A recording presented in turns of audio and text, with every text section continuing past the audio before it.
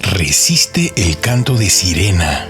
El desmoronamiento de nuestro tejido social ha llegado a un punto crítico, obligándonos a afrontar una realidad inquietante. ¿Qué impulsa este descenso hacia la división y quién o qué lo dirige? El tribalismo, un instinto humano innato que antaño nos ataba a la supervivencia, ahora ha hecho metástasis en una fuerza maligna al ser llevado al límite. En las calles y en las pantallas presenciamos a individuos, algunos claramente desarraigados de la razón, predicando la violencia y cosas peores, encubriendo su virulencia con los mantos santurrones de la política, las protestas o la religión. Esto es tribalismo a toda marcha, un paradigma de nosotros contra ellos, tan deformado que anula la empatía y reemplaza el pensamiento racional por una devoción servil. Psicológicamente, esto desencadena una deshumanización, un proceso analizado por investigadores como Albert Bandura, donde la desconexión moral da luz verde a las atrocidades si se las considera al servicio de una causa sagrada. La mente se retuerce para justificar el daño como heroísmo.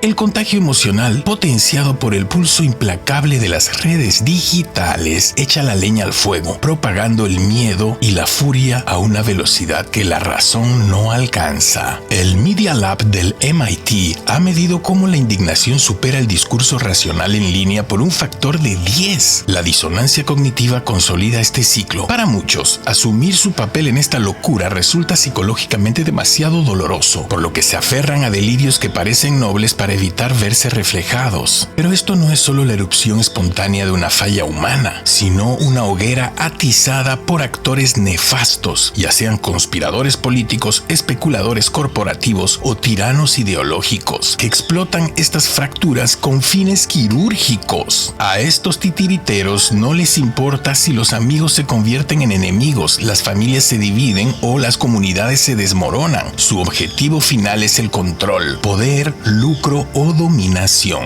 Y el naufragio humano es un mero daño colateral. Utilizan la división como arma, indiferentes a las vidas que destrozan mientras su control se afiance. Peor aún, se aprovechan de los vulnerables, capitalizando motivadores como la incertidumbre sobre el futuro, inestabilidad económica, temor climático, cambios culturales, que dejan a la gente desesperada para encontrar un terreno firme. También se centran en el dolor personal, la pena, la inseguridad, las heridas sin sanar, transformando estas zonas vulnerables en palancas de manipulación. Un padre con dificultades, un trabajador desempleado, un alma solitaria. Todos son alimentados con retórica que promete significado o chivos expiatorios, mientras los ciega a la trampa. Estos peones, cegados, arrastrados por el fervor, actúan según el veneno que se les infunde, solo para afrontar las consecuencias solos. Arrestos, reputaciones arruinadas, familias rotas, vidas destrozadas, mientras los arquitectos de este caos beben champán a una distancia segura. Las consecuencias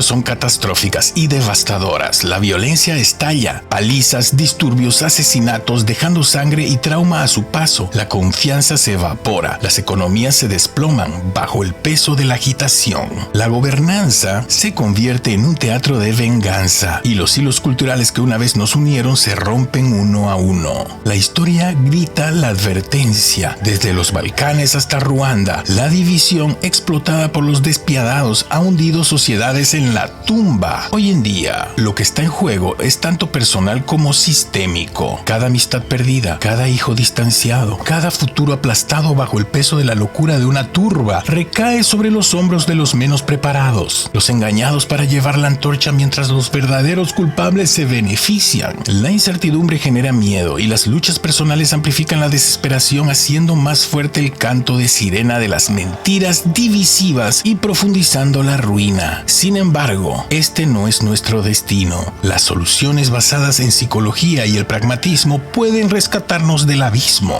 En primer lugar, la educación masiva en pensamiento crítico y alfabetización mediática puede inmunizar contra la manipulación, enseñando a las personas a detectar los hilos, especialmente cuando la incertidumbre o el dolor personal lo hacen vulnerables a la explotación. En segundo lugar, el diálogo intergrupal estructurado, intercambios facilitados y honestos entre las las partes enfrentadas. Puede reavivar la empatía y sanar las divisiones, una táctica validada en zonas post-conflicto como Sudáfrica, contrarrestando el aislamiento que prospera para los depredadores. En tercer lugar, regular los amplificadores digitales del odio, controlar los algoritmos que se alimentan del miedo sin sofocar la libertad de expresión. Puede frenar el contagio y las políticas digitales europeas ofrecen el modelo.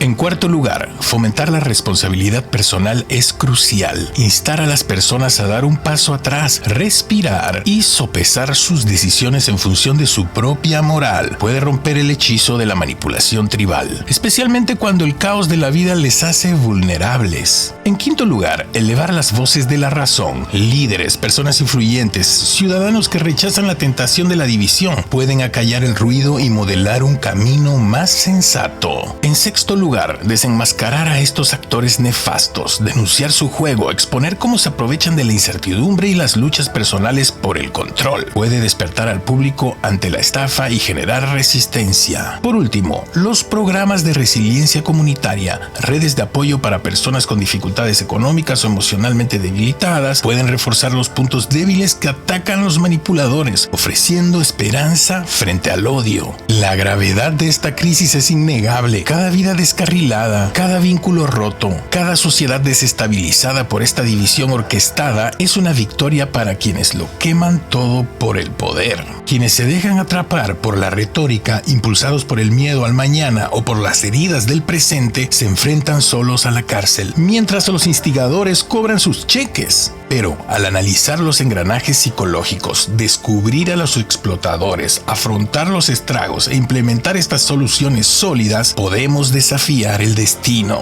Es hora de recuperar nuestras mentes, recomponer nuestros vínculos y forjar un futuro donde la incertidumbre y el dolor no sean armas y la humanidad no sea un peón.